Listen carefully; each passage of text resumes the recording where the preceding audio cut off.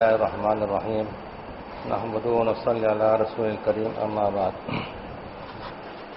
ہمیں اللہ سبحانہ و تعالیٰ کی نعمتوں پر غور فکر کرنا چاہیے. اللہ تعالیٰ نے ہمارے ساتھ کیسا معاملہ فرمایا ہے، کیسا لطف کا معاملہ فرمایا ہے، کرم کا معاملہ فرمایا اللہ تعالیٰ ہمارے ساتھ.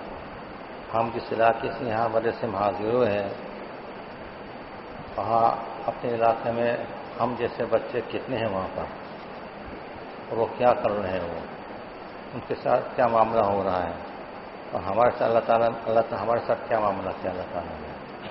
بعض بچے ایسے ہیں جو رکشہ چلانے والے ہوتے ہیں، مزدوری کرنے والے تھے، نوکری کرنے والے ہوتے ہیں.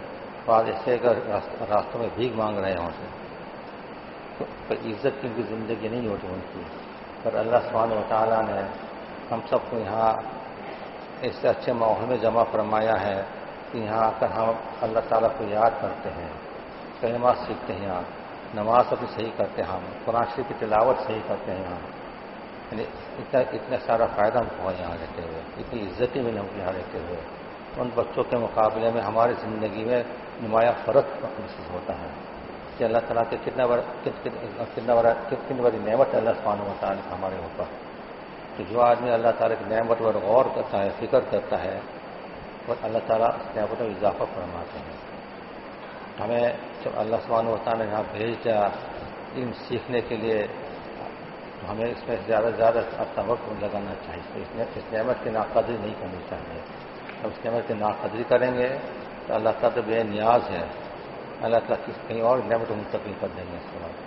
اس لیے ہمیں اس نعمت کی بہت قدر کرنے کی ضرورت ہے کہ اللہ تعالیٰ نے ہمیں یہاں بھیج دیا، تو جس کام کے لیے بھیج جائے اس کام میں ہمیں اس میں کامیابی حاصل کرنے کی کوشش کرنی چاہیے. اور وہ کیا ہے، سب سے پہلے تو ہمیں یہ یقین جمانے کی ضرورت ہے کہ جو علم ہم پڑھنے کے لیے آئے، یہاں پر حاصل کرنے کے لیے آئے ہیں، یہ علم بھائی صحیح اور سچ علم ہے. اس میں کوئی شک نہیں ہے، کوئی شبہ نہیں، کوئی غلطی نہیں، اس میں کوئی دھوکہ نہیں. اس کے اندر یقین جمانے کی ضرورت ہے. پر اللہ سبحانہ و تعالیٰ نے جو وعدہ فرمایا ہے، وعدہ بالکل سچ ہو کر رہے گا. اب یہ یقین جم جائے گا طبیعت کے اندر، دل کے اندر یہ بات جم جائے گی، اس کے بعد عمل کرنا ہمارے لیے آسان ہو جائے گا. جس چیز پر انسان کو یقین ہوتا ہے اس چیز پر وہ عمل کرتا ہے. تو یہاں جب یہ یقین ہو جائے گا یہ علم ہمارا بالکل صحیح اور سچ ہے، پر اللہ اپنا وعدہ ہمیشہ پورا کرے گا، وعدہ خلاف نہیں کریں گے، تب ہمارے عمل کرنا ہمارے لیے آسان ہو جائے گا. اس کے بعد بات سمجھ آئی؟ سمجھ آئی بات؟ اب تھوڑی چھوٹی سی مثال سمجھ لیے، چھوٹی سی مثال سے سمجھ. تو سب طلباء یہاں آئے ہیں، یہاں سے پہلے تھا مکتب کے حاصل کیے نا، مکتب میں گئے تھے سب نہیں گئے مکتب میں، مکتب میں گئے تھے نا. مکتب میں کیا سیکھا تھا آپ لوگوں نے؟ ایمان کے بعد سب سے اہم چیز کیا ہے؟ وہ لوگ کیا سیکھا تھا؟ بھول گئے، مکتب کا سبق بھول گئے سب. ایمان کے بعد سب سے اہم چیز ہے نماز، ہے نا. اور کتنی نماز فرض ہے دن رات میں؟ کتنی نماز فرض ہے دن رات میں؟ بس چند طلبا گئے مسلمان ہوتے اور سب تو ویسے سو رہے سب. فجر کی نماز کتنے رکعتیں ہیں جی؟ اور ظہر میں، عصر میں، مغرب میں، عشاء میں، جمعہ میں، یہ فرق ہے نا. اب آپ بتائیے کہ کل رات ہم نے عشاء نماز پڑھی تھی، کتنے طلباء نے 7 رکعت پڑھی؟ ایک تعلیم پورے مجموعے میں دیکھو. مغرب میں 7 رکعت کس نے پڑھی؟ 7 رکعت. ظہر میں 12 رکعت کس نے پڑھی تھی؟ کل جمعہ میں 14 رکعت کس نے پڑھی تھی؟ یہ ایک مثال ہے کہ ہمیں مکتب کی تعلیم کو ہم معمولی سمجھتے ہیں، اور معمولی سمجھتے اس پر یقین نہیں جماتے، اس لیے عمل نہیں ہوتا. اس کے اوپر عمل نہیں ہوا اس کے اوپر. تو اگر یقین جم جائے گا ہمارا کہ یہ علم صحیح ہے اور سچ ہے، اللہ تعالیٰ اپنا وعدہ پورا کریں گے، تو جب یقین ہو جائے گا ہم اس کو عمل کرنے والے بن جائیں گے. اس بات پر ہے نا. اب پہلے یقین جمانے کی ضرورت ہے، اس کے بعد یہ وعدہ کرنا کہ ہم آج سے اپنی سنت نفلوں کو نہیں چھوڑیں گے نا. حدیث پاک میں کیا ہوتا ہے؟ حدیث پاک میں کہ جو آدمی 12 رکعت نماز کی پابندی کریں گے، یعنی سنت موقع کی پابندی کریں گے روزانہ، اللہ تعالیٰ کے لیے جنت میں مکان تیار کریں گے. اس کے لیے تو ہمیں یقین ہے کہ اللہ تعالیٰ ہمارے مکان تیار کریں گے ہمارے لیے، تو پھر ہم کبھی یہ 12 رکعت چھوڑیں گے نہیں.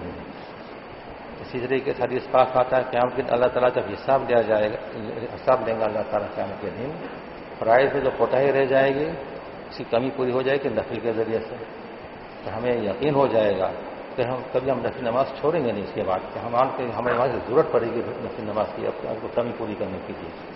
اس لیے ہماری زندگی کو عملی زندگی بنانے کی فکر کرنی چاہیے. علم ہوتا ہے عمل کے لیے، دکھاوا کے لیے علم نہیں ہوتا، علم ہوتا ہے عمل کے لیے. اس لیے عمل جب کریں گے ہم تو ہم علم محفوظ رہے گا. اس لیے علم کے ساتھ عمل کرنا بہت ضروری ہے. ایک تو یقین جمانے کی ضرورت ہے، اس کے بعد ان پر عمل کرنا بہت ضروری ہے. اور اس کے ساتھ ساتھ یہاں رہتے ہوئے اگر اپنے اندر تبدیلی نہیں آئی تو سمجھنا کہ ہمارا یہاں رہنا بیکار ہو گیا ہمارا. یہاں آنے کے بعد علم نبوت سیکھنے کے بعد اگر اپنے اندر تبدیلی آ گئی، تبدیلی کا مطلب یہ کہ سوچ میں تبدیلی آ گئی، خیالات میں تبدیلی آ گئی، عمل میں تبدیلی آ گئی، اپنے اخلاق میں تبدیلی آ گئی، ہر چیز تبدیلی آنی شروع ہو جائے تو ہم لوگ کا یہاں علم سے حاصل کرنے کے اندر فائدہ ہو گیا. اس سے اپنے اندر تبدیلی پیدا ہونا یہ علامت ہے کہ علم سے ہمیں فائدہ اٹھایا ہم نے. اس کی کوشش کرنی ہے. اور یہ بھی سوچنا چاہیے کہ ہمارے والدین ہم کو بھیجا ہے یا علم حاصل کرنے کے لیے بھیجا ہے اللہ تعالیٰ، ہمارے والدین نے یہاں پر، اور ہم کو کوئی ذمہ دار تصور نہیں ہے. تو ہماری ذمہ داری بس علم سیکھنا تو عمل کرنا، اور اس کے بعد گھر جا کر اس علم کو وہاں پہنچانا تاکہ ان کو فائدہ پہنچے. انہوں نے ہمارے ساتھ خیر خائی کا معاملہ کیا، ہمیں بھی ان کے ساتھ خیر خائی کا معاملہ کرنا، دین ان کو پہنچانا ہے ان کو. تو قرآن کو صحیح کرنا ہے، نمازیں صحیح کرنا ہے، وضو غسل صحیح کرنا ہے، ہر عبادت کو صحیح کرنے کی فکر کرنی چاہیے، تب ہم اس کا حق ادا کریں گے. میں احسان فراموش نہیں بننا چاہیے. انہوں نے اتنا احسان کیا ہمارے ساتھ، ہم کو بھی ان کے ساتھ احسان کرنا چاہتے ہیں گھر والوں کے ساتھ، ان کو دین پہنچائے جا کر تاکہ حالات درست ہو وہاں جا کر. تو ہم کہتے ہیں یہاں آنا ہمارے لیے کارآمد ثابت ہوگا. اگر ہم نے یہاں جیسے رہے اور وہاں گھر جا کر ویسے رہے، گھر جا کر نماز کی پابندی نہیں کی، قرآن کی تلاوت کی پابندی نہیں کی، وہی بے احتیاط سے زبان استعمال کری، گالی گلوچ اور خراب چیزیں کرنے لگے وہاں پر، اور سنیما دیکھنے لگے اور ٹی وی دیکھنے لگے، تو فائدہ کیا ہوگا. اس لیے ہمیں چاہے کہ اپنی ذمہ داری سمجھ کر اس کو نبھانے کی کوشش کرنی چاہیے. یہاں اپنی زندگی درست کرے اور گھر جا کر ماحول کو درست کرنے کی فکر کرے جا کر، تب جا کر یہاں رہنا ہمارے لیے فائدہ مند ثابت ہوگا. اور پڑھنے کے لیے تعلیم کا زمانہ زندگی میں ایک ہی بار آیا کرتا ہے. اس زمانے کو بہت غنیمت سمجھنا چاہیے اور اس سے فائدہ اٹھانے کی کوشش کرنی چاہیے. حدیث پاک آتا ہے قیامت کے دن جب سورج اپنے سروں کے اوپر ہوگا اور انسان پریشان ہوگا، دھوپ سے بچنے کے لیے سائے تلاش کریں گے، وہاں وہ نوجوان جس نے جوانی میں اپنے آپ کی حفاظت کی، اپنے خواہشات کو قابو میں رکھا اور اللہ کی اطاعت کی اور گناہ نہیں کیا اس نے، ان کو اس کی کتنی اللہ تعالیٰ کی اس خدا کی اتنی قدر ہوگی کہ اس وقت اللہ تعالیٰ پہ عرش کے سائے ان کو جگا کر فرمائیں گے اور وہ حقیقی عزت ہوگی اس دوست. تو اگر ہمیں اس کی یقین ہوگا ہمیں اپنی جوانی کی حفاظت کرنی چاہیے، جوانی کو اللہ کی اطاعت میں گزارنے کی کوشش کرنی چاہیے اور گناہ سے بچنے کی فکر کرنی چاہیے، تب جا کر ہمیں وہ اعزاز اور عزت ملے گا، قیامت کے دن ملے گا. تو یہ ایک تو ہے گناہ جو ظاہر گناہ ہے اس سے بچنے کی فکر کرنی چاہیے، اور جو تنہائی کا گناہ ہے، پوشیدہ گناہ ہے، ان سے بچنے کی فکر کرنی چاہیے. دونوں گناہ سے اپنے آپ کو بچانا چاہیے.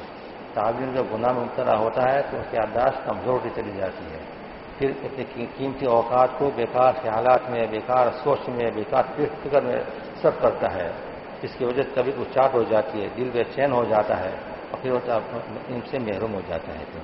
اس لیے تعلیم کو کبھی گناہ کے قریب جانا ہی نہیں چاہیے، گناہ کا خیال اور سوچ بھی نہ آنا چاہیے تعلیم کو، تب جا کر تعلیم کے زمانے ان کا محفوظ ہو جائے گا اور فائدہ ہوگا اس کے ذریعے سے. اس لیے گناہ سے بہت بچنے کی فکر کرنی چاہیے اور پھر اسباق کی پابندی کرنا روزانہ، اور اسباق کے حاضر سے پہلے مطالعہ کا اہتمام کرنا. مطالعہ کریں گے، سبق سمجھنے کی کوشش کریں گے تو آگے جا کر سب حاضر ہوں گے تو اندازہ ہو جائے کہ ہم نے جو مطالعہ کیا اور سمجھنے کی کوشش کی وہ اور اس کا جو بتا رہے ہیں وہ دونوں برابر ہے یا فرق ہے. اگر برابر ہے تو اللہ تعالیٰ کا شکر ادا کرنا، اللہ نے تو ہمیں صحیح عطا فرمایا. اور اگر فرق آ گیا تو اپنے فرق کو چھوڑ کر استاد نے بتایا اس کو اپنانے کی کوشش کرنا چاہیے. اس کے بعد تیسرا نمبر ہے تکرار کرنا. اس کے بعد استاد سے جو سکھایا ہم کو اس کو ذہن نشین کرنے کی کوشش کرنی چاہیے. اور پھر جو وقت بچ جائے کہ اس میں اکابرین کی کتابوں کا مطالعہ کثرت سے کیا کریں. جب اکابرین کی کتابوں کا مطالعہ کریں گے ہمیں زندگی گزارنے کا طریقہ سمجھ آ جائے گا, طریقہ پن آ جائے گا ہمیں, اور زندگی کرنے کا ایک شوق پیدا ہو جائے گا ہمیں. اس لیے ہمیں ان چیزوں پر عمل کریں گے تو ہماری زندگی کا آرامد ہو جائے گا. یہاں رہتے ہوئے اساتذہ کا ادب احترام کرنا چاہیے, اس سے ہمارے سے قوانین کا ادب احترام کرنا چاہیے. اپنے آپ کو قیمتی اور اچھا بنانے کی فکر کرنی چاہیے. جب آپ کو قیمتی بنائیں گے اخلاق کے ذریعے سے, عمل کے ذریعے سے اور اپنے سوچ سمجھ کے ذریعے سے, تو ہمارے اندر سے ایک خوشبو نکلے گی, اور اس خوشبو کی وجہ سے لوگ ہمارے قریب آ جائیں گے, ہماری عزت کریں گے ہمیں. اس سے جو طالب عمل کرے گا, اخلاق صحیح کریں گے, جو سوچ سمجھ صحیح کریں گے, تو اس کی وجہ سے لوگ ان کی عزت کرنے لگیں گے. اور جو سوچ سمجھ کو نہیں بدلیں گے اور گناہ میں مبتلا رہیں گے تو خود بھی پریشان ہوں گے, ان کے آس پاس تو وہ بھی سب پریشان ہو جائیں گے اس کی وجہ سے, اور عزتیں کہیں نہیں ملیں گی.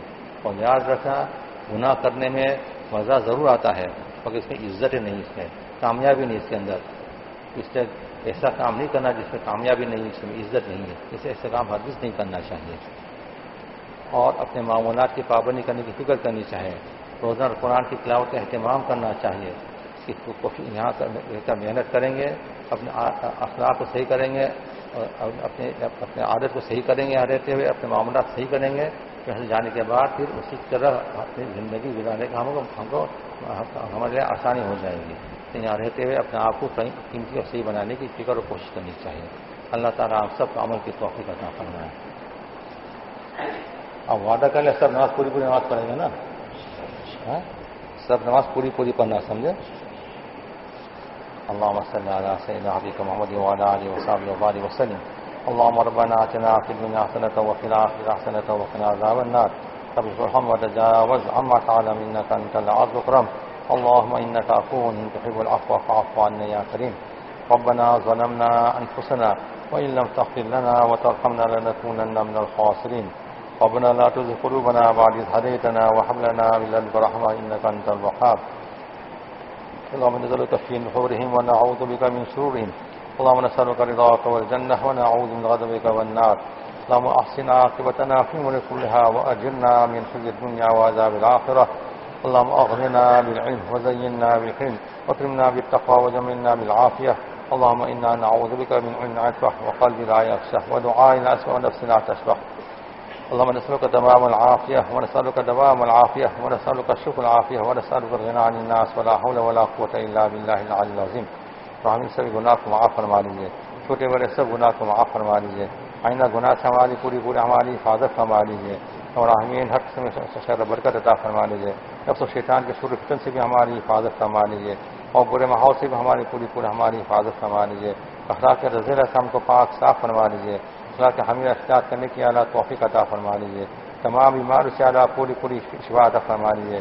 آئندہ بیماری سے ہماری پوری ہماری حفاظت فرما لیجیے. اللہ اس مدرسے کو حد قبول فرما لیجیے, کہ تمام ضروریات خزان غیب سے پورا فرما لیجیے. پورے علاقے اس کو ہدایت کا ذریعہ بنا لیجیے, اپنے جوہر محبت پیدا کرنے کا ذریعہ پیدا فرما لیجیے.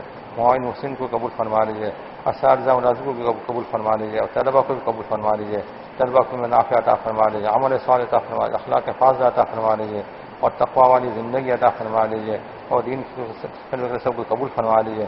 آپس اتفاق کی اتحاد محبتیں پیدا فرما لیجیے. حاصل قصص کی حفاظت فرما لیجیے, ظالم ہجوم سے حفاظت فرما لیجیے, اور اختلاف انتشار بننے سے حفاظت فرما لیجیے. تمام بلیات و آفات و نظر بد سے بھی اعلیٰ پوری حفاظت فرما لیجیے. رحمین رحم کرم کا معاملہ فرما لیجیے. عزت آفت والی زندگی عطا فرما لیجیے. ذلت اور رسوائی والی زندگی سے ہماری پوری ہماری حفاظت فرما لیجیے, اور حلال برکت والی روزی عطا فرما لیجیے, اور نیک عمل کرنے کی بھی اعلیٰ پوری توفیق عطا فرما لیجیے. نبی کریم صلی اللہ علیہ وسلم صحیح محبت اور عشق عطا فرما لیجیے. اتباع سنت کی بھی اعلیٰ پوری توفیق عطا فرما لیجیے. نبی کریم صلی اللہ علیہ وسلم تمام خیر مانگا اور سب خیر ہم کو پوری امت کو عطا فرما لیجیے. اور نبی کریم صلی اللہ علیہ وسلم تمام شرور فتن جس سے پناہ ہم کو پوری امت کو پناہ عطا فرما لیجیے. فضل کرم سے ہماری دعا تک قبول فرما لیجیے. سبحان ربک رب العزت عما یصفون وسلام علی المرسلین الحمد لله برحمتك يا ارحم الراحمين. السلام علیکم ورحمۃ اللہ وبرکاتہ.